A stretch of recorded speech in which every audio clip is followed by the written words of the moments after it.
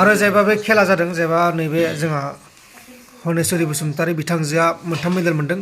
बे प्राइभेटनि नङा बे जाबाय सोरखारि माने आसाम सोरखारनि जाहैबाय स्टेट लेभेल नालाय आसाम सोरखारनिबो जाहैगोन आरो प्लास बिनि उनावहाय आरो गयावबो गेलेबावदों होनना बुंदों खेला मोननाया जाहैबाय मोननैया खारनाय आरो मोनसेया डिसकास दा जों दा गासिबो मेडेलखौ लाजोबगोन ओमफ्राय दा आं बेखौ ब्लक टाइप बानायनाय जाबाय आरो ना 100 मिटाराव सेकेन्ड प्राइज आरो 200 मिटाराव सेकेन्ड प्राइज बिनिफ्राय डिसकासावबो सेकेन्ड प्राइज मा जायगायाव जादोंमोन बेयो बुकाजान हुरियजान गलाघाट आरो माबा कार्बि आलं डिस्ट्रिक्टआ कार्बि आलं बेनिफ्राय खेलाया जादोंमोन मास्टार गेम अल आसाम स्टेट लेभेल ओमफ्राय दा अल आसामावबो सेलेक्सन जाबाय नामा दा जों गवायाव थांनांगौ गवायाव सेलेक्ट जाबाय दा बे अल आसामनिफ्राय जोंना जाबाय नालाय अल आसामनिफ्राय दा गवायाव हरसिगोन आरो गवायाव थांबावनांगौ दा दा थांबावनांगौ माने दा नङा आहा बोसोर फैगौ बोसोराव जोबबायानो फेब्रुवारियाव माने बे बोसोरा जोबखाबायानो डिसेम्बर मोनबायानो ना ओमफ्राय नोंथांनि नामखौ मा होनना बुङो ओरैनो आंनिया खुलुमबाय आंनि मुङा मुस्रि हनेस्वरी बसुमतारी आङो मिथिंगापुरि गामियाव थायो गरसुक मिथिंगापुरि गुवाहाटि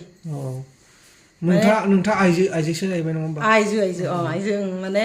आरो कामरुप मेट्र'निफ्राय बर्तमान आं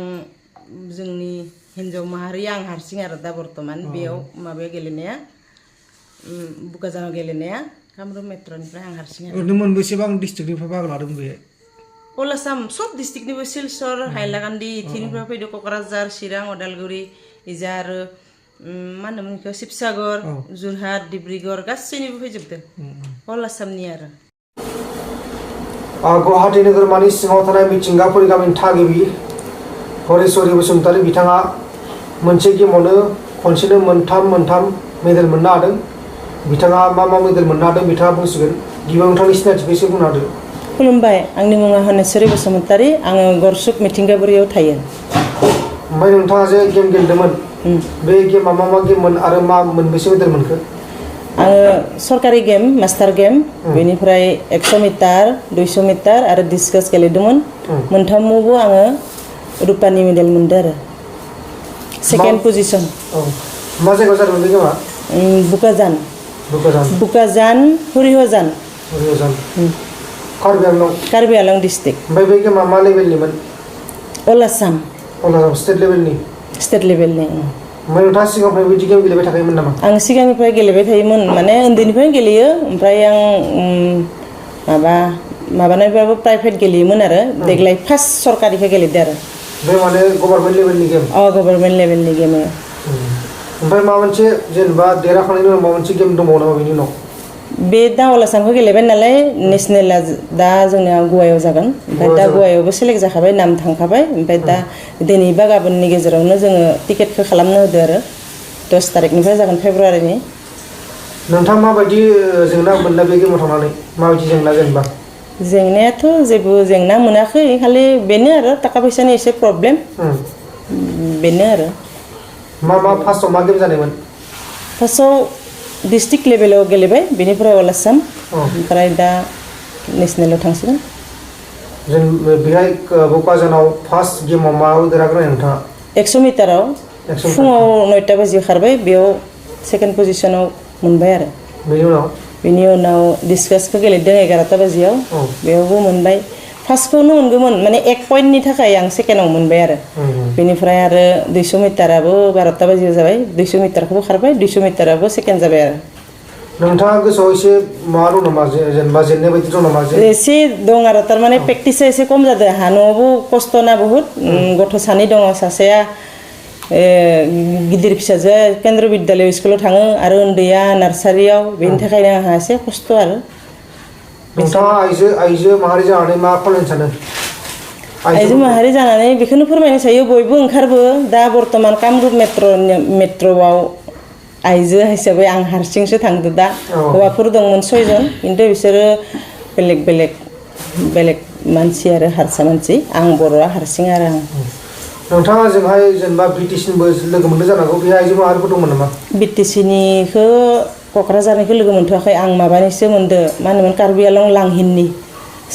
साबासो बर' हिन्जाव लोगो मोनदो आरो गेलेदो इसोरबो ओमफ्राय नोंथाङा माबायदि खस्थ' खालामोमोन बे गेमनि सिगां आङो प्रेक्टिस खालामो मोनाबिलियाव फुङाव खारो आरो डिसकासआथ' गैया होमबाबो आं अन्थाइखौनो खुबैयो आरो नोंथाङा होमबा बेनि अनगायै जेनेबा डिसकासफोर मोननाय मोनबा मोजां प्रेक्टिस मोननाय मोनबा मोजांसिन खालामनो हागौमोन नामा डिसकासखौ मोननाय मोनबा आरो जेभलिनफोरखौ मोननाय मोनबा आं प्रेक्टिसखौ खालामनो हागौमोन खिन्थु दा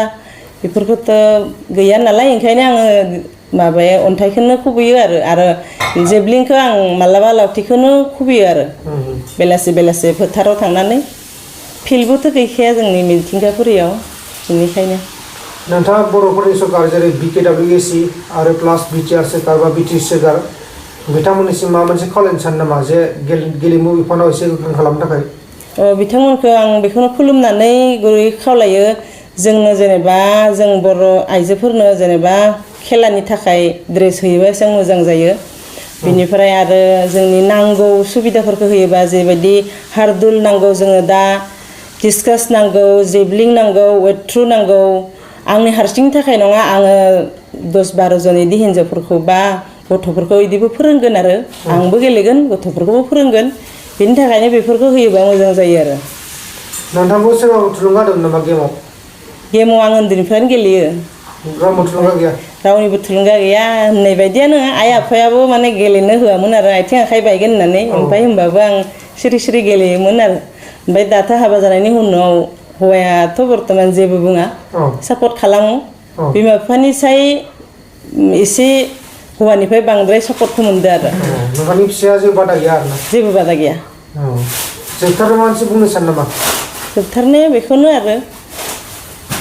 बयबो ओंखारबोनांगौ महिलाफोरा गेलेनांगौ गेलेनाया देहानि थाखायबो मोजां आरो मोजाङै गेलेनानै जेनेबा नों मेडेल लाना फैनो हायोबा थाइसे थाइनै कालेक्सन खालामनानै सोरबा होयोबो जों दाबायदि आं दा बर्तमान दिनै 3 मेडेल मोननाय लोगो आं नामखौ खोन्थाया सासे मानसिया आंनो लगालग 5000 एकाउन्टाव सोना हरदो आरो मोजां जानायनि थाखाय जोंनि बर' मानसियानो किन्तु आं नामखौ खोन्थाया बे भिडिअखौ नायबा बिथाङा बिराद मोजां मोनगोन आरो ओमफ्राय नोंथांनि मेडेलनि मुंखौ खोन्थानो हागोन नामा 3 मेडेल मोनदों आंनि 3 मेडेलाबो 3बो रुपा 3बो सिलभार 3 माने गल्ड मेडेल मोननो थाखाय 1 पइन्टआव मोनसे डिसकासआव आं 1 पइन्टनि थाखाय जेनबाय आरो तारमाने डिसकासआव एसे जर नांगौ आं जेबो जायाखैना फुंनिफ्राय ओमफ्राय खारनायाव आरो जाब्लाथाय खारनो हाया बेनि थाखायनो आरो आं ओरैनो सानबेसे बे सानथाम 8 तारिख 9 तारिख 10 तारिख ओमफ्राय जानाय लोंनायफोरा बोरैमोन मोजाङै जानाय लोंनायफोरा मोजाङानो फुंनि ब्रेकफास्टनिफ्राय लानानै फुंनि ब्रेकफास्टआव दाउदै थालिर ओमफ्राय ब्रेड ओमफ्राय सानजौफुआव दालि आलु भाजि लाब्रा इदि ओमफ्राय आरो सबजि इदि आरो मोनानिया बिदिनो दालि आरो लाब्रा ओमफ्राय दिनै बेदर होदो अमा बेदर होदो ओमफ्राय उन्दुनाय सुबिदाफोरा उन्दुनाया मोजां बिराद मोजां हस्टेल होदो जोंनो जेबो प्रब्लेम गैया माबा मोनसे उसुबिदा मोनदों नामा जोंहाय थांनानै जेबो उसुबिदा मोनाखै मोजां नोंथाङा गवानि थाखाय साखाफारा खालामबावगोन नामा साखाफारा माने आं दा प्रेक्टिस फुङाव दसे बेलासेयाव दसे खालामगोन गथ'फोरनिबो स्कुल दं इसोरखौ स्कुलाव थिनहरखांनानै आरो स्कुलनिफ्राय लाबोखांनानै फुङाव दसे आरो मोनाबिलियाव दसे आं प्रेक्टिस खालामो आरो गोदोनिफ्रायनो खालामखायो आरो दाबो खालामगोन गवायाव मा गेम जागोन बायदि नोंथां बायदिब्ला गवायाव सब गेमानो जागोन आं खालि 200 लागोन बेनिफ्राय डिसकास ओमफ्राय हारदुल लागोन मा गेम बेयो मास्टार गेमानो नैबे हारदुल होननाय गेमा माबायदि हारदुला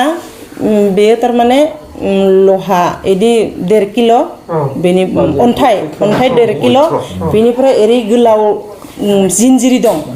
बे जिनजिरिखौ ओरै फिदिंनानै खनथाम फिदिंनानै ओरै गारहरनांगौ आरो